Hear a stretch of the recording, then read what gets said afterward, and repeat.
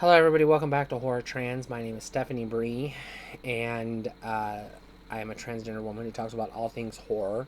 And today I'm tackling another Stephen King flick. This one is It. It.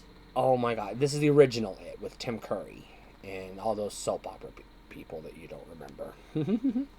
I say soap opera people. They're not really soap opera people, but they're daytime TV actors. They're not famous, none of them, except for Tim Curry. And I don't know his name, but I know he played John Boy on The Waltons. He's in it. So, It. Before I talk about the movie, I want to talk about the book. I have read the book, and I've seen both interpretations of this, both film adaptations of this. I'm not here to tell you which one's better or closer to the book or not.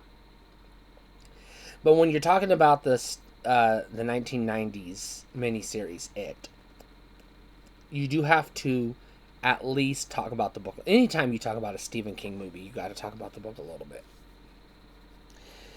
This is one I have read the book and have watched the movies, and I enjoy them both. I enjoy them both.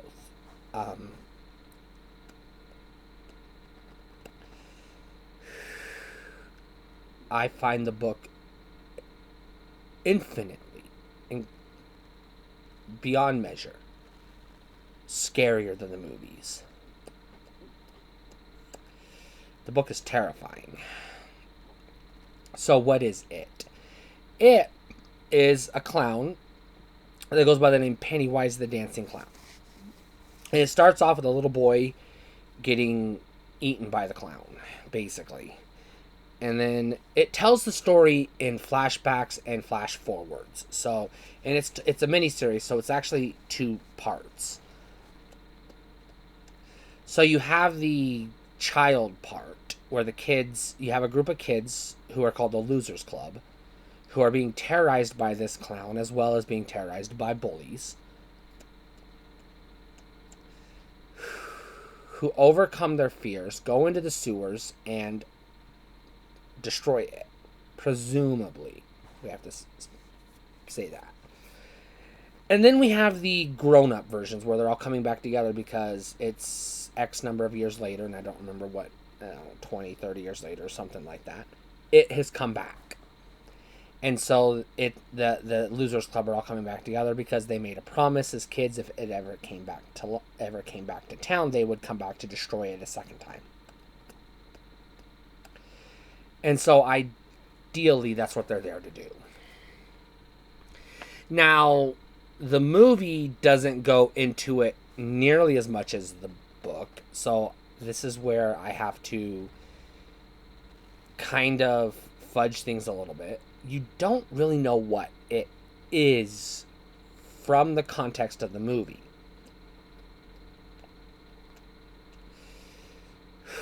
All you know is it's a psychic spider that uses a psychic or hallucination projection, a mental projection of this clown to lure kids into the sewers where it eats them or kills them or whatever.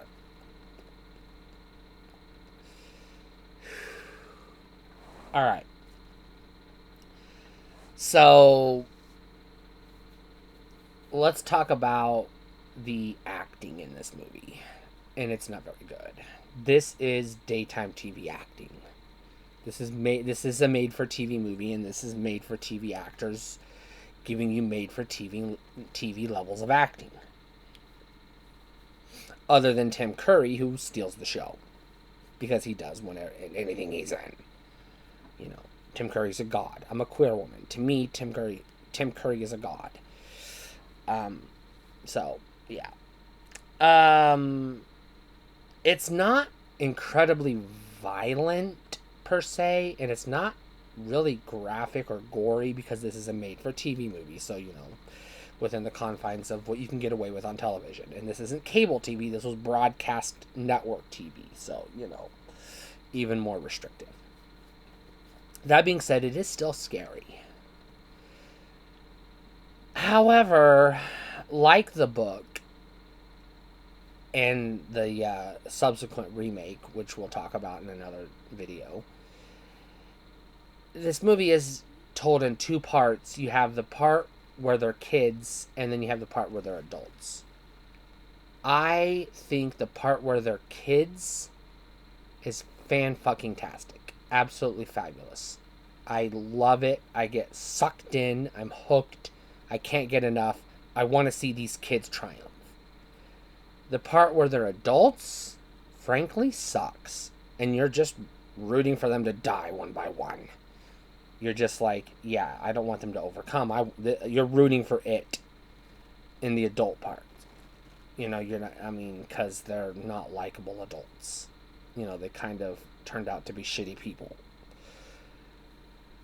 And so I don't like the second half of this movie. And I'm not a fan of the ending. That being said, I do recommend this as a buy. And the reason I recommend this as a buy is because, one, I love the book. And I'll buy anything that has to do with this book. It's one of my favorite Stephen King stories. And because if you could only... If they sold this in 2 discs, like they did... Like, the remake is 2 films.